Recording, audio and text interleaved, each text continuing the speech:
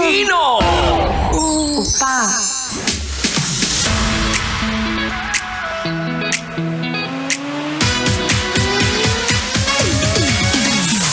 Hoy, ikaw, tinatanong lang kita kung may sana ka rin ba sa buhay mo? 'Di ba? Yung sana may jowa ako, sana mahal niya pa ako, o di kaya sana ako na lang ulit.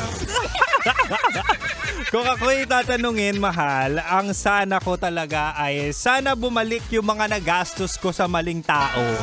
'Di ba? Sana bumalik yung pera kahit wag na yung tao, utang na loob, di sana meron pa akong ginagastos ngayon. Hoy! Ay, nako, ang mahal ng bilihin, ang mahal ng gas, ang mahal ng lumandi. Mahal. Nakakasama mo na papakinggan mo. Walang ibang spicy opa mo sa radyo na kapag natikman mo, hahanap-hanapin mo. Ako to, mahal, si DJ Kim Chino, at makakasama mo ko 6 to 9 p.m. o 6 to 9. 6 to 9 p.m. po, ako ang iyong makakasama, makakalambingan o di kaya makakasama sa pagrereklamo sa taas ng bilihin. Uy, totoo yan na kung saan lahat naaapektuhan na rin pati mga relasyon natin, pati kalandian natin, ay talaga nga namang ang hirap na kumilos. Diba, ang mahal na talaga ngayon, ang mahal mabuhay, kaya pati paglandi natin ay talaga nga namang nasiset aside. Pero di ba mahal kapag ikaw ay may love life? Oo na, sige na, swerte ka na kasi nasa relasyon ka. Pero sa totoong buhay, ang hirap na kumilos, ang hirap na makipag-date kasi bawat kilos mo may gastos na. Diba, totoo yan? Eto, mahala, sa panahon ngayon, kung kayo ay nasa relasyon, uso rin magtipid. Pwede ring magtipid. Kasi hindi lang naman ikaw yung nahihirapan. Yes, meron kang jowa, pero for sure, meron din niyang responsibilidad sa pamilya niya. Kaya kayong dalawa, maging responsableng magjowa. Di ba? Pwede naman yun. Na kung saan, kailangan nyo ring magtipid. Kaya naman tonight sa ating Chinitox, usapang pag-ibig mula sa spicy opa mo na si DJ Kim Chino, ibibigay ko ang 3 tips para sa magjowa ngayong nagmamahal na ang presyo ng lahat. Ito na nga yung sinasabi natin na pati alta presyon ni Kim Chino ay tumataas dahil sa taas ng bilihin. Diba? O ito na, mahal. Unang tipid tip with jowa. Aba, hindi na tayo lalayo. Basic na basic.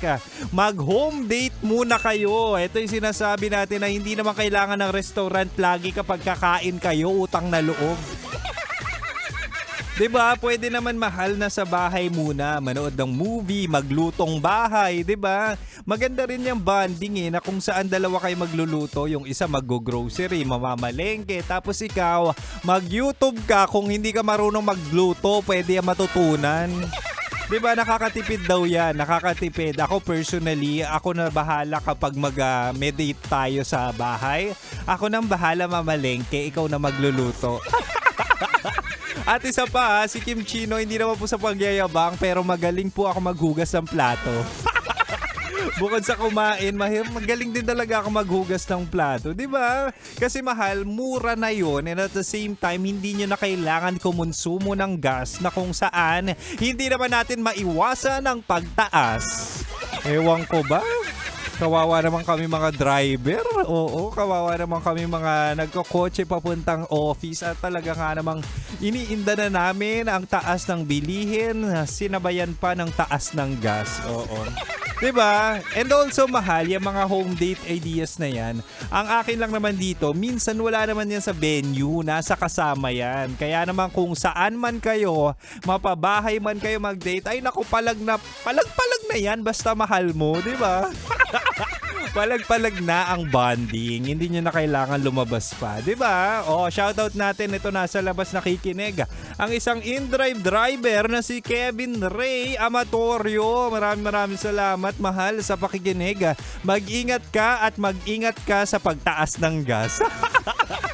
O siya, mahal, hanggang 9 p.m. pa naman si Kim Chino. But for now, balik na tayo sa Rakrakan Music. At dito ka lang sa 90.7 Love Radio. Kailangan pa bang i-memorize yan? Basic!